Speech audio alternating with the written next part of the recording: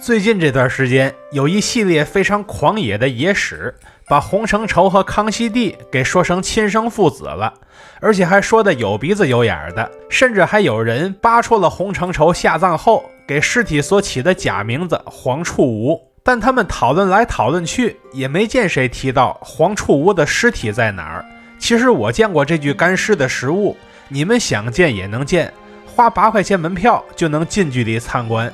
作为旅游博主，我今天就办2件事儿。第一是给大家指指位置，告诉你们这个干尸去哪儿找。肯定有一些好奇网友想去现场看看真品，毕竟官方认证的洪承畴墓早就被铲平改成幼儿园了，想看都没得看了。第二，我们借这个机会把这段野史拢一拢，保不保真放一边，但保证它绝对野。我已经有好多年没见过这么狂野的野史了。首先说位置，在北京坐地铁11号线，从模式口站下车，步行480米就能找到田义墓。这个地方的票价是8元钱一位，然后越过一对石翁钟，走进前边的正门。走进来之后，如果你看到了3座石碑亭，那恭喜你走对地方了。然后我们在这个院子里往前一路走到头，发现它后侧有一道石门，直接走进去。然后你往右手边看，能看到一个地宫的入口，下去之后你就找到这具署名黄处吴的干尸了。办完第一件事儿，我们来办第2件事儿，也就是拢一拢洪承畴与洪玄烨的父子关系，看看这段野史到底有多野。其实多年以前，我就在地摊的盗版书里见过大玉儿逼降洪承畴的野史。按照今年的新说法，我们权且将他们生下的孩子取名为洪玄烨。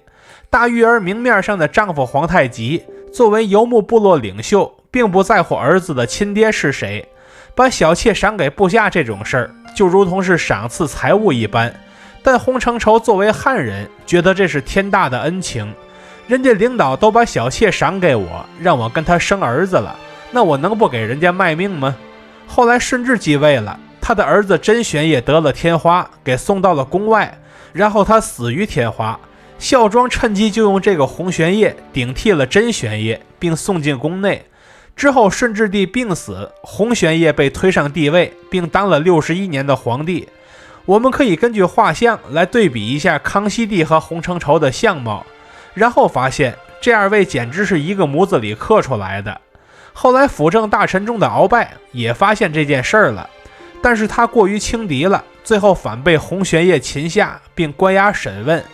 之后得知这个内情的人，便被康熙帝逐一灭口，这就是后人所记载的文字狱。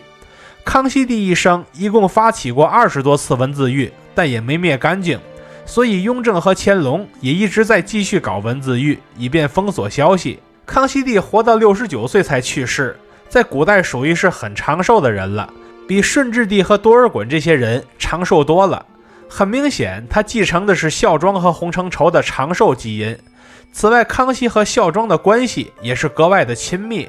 甚至康熙给孝庄守孝的时间都格外的长，背后的原因当然不言而喻。之前一直听说有一句谶语叫灭清者洪，但之前没人信这个，因为洪秀全根本就没消灭清朝。直到现在我们才回过味儿来，原来洪是这么个洪。最让人绷不住的是，用百度搜这条谶语，第一个跳出来的就是洪承畴。你们也可以试试，看你们搜出来的是谁。那么问题来了，目前被放在田义墓的这具干尸，既然是挂名黄处吴，那为什么会被视为是洪承畴呢？我们来看它的展牌。首先，这具干尸出土时是穿着五爪金龙袍的，得一个什么样的臣子下葬才能穿五爪金龙袍呢？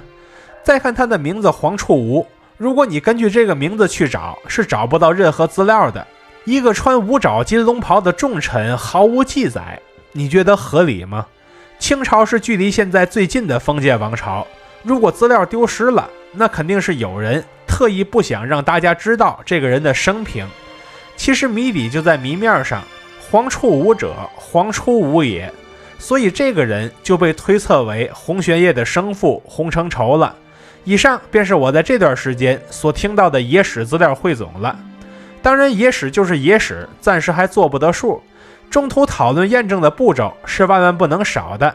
我们需要让更多的人知道这个观点，所以各位可以做做视频，写写图文，适当传播一下这个观点，让更多的人都来参与讨论。理是越辩越明的，讨论的人越多，我们距离真相就越近。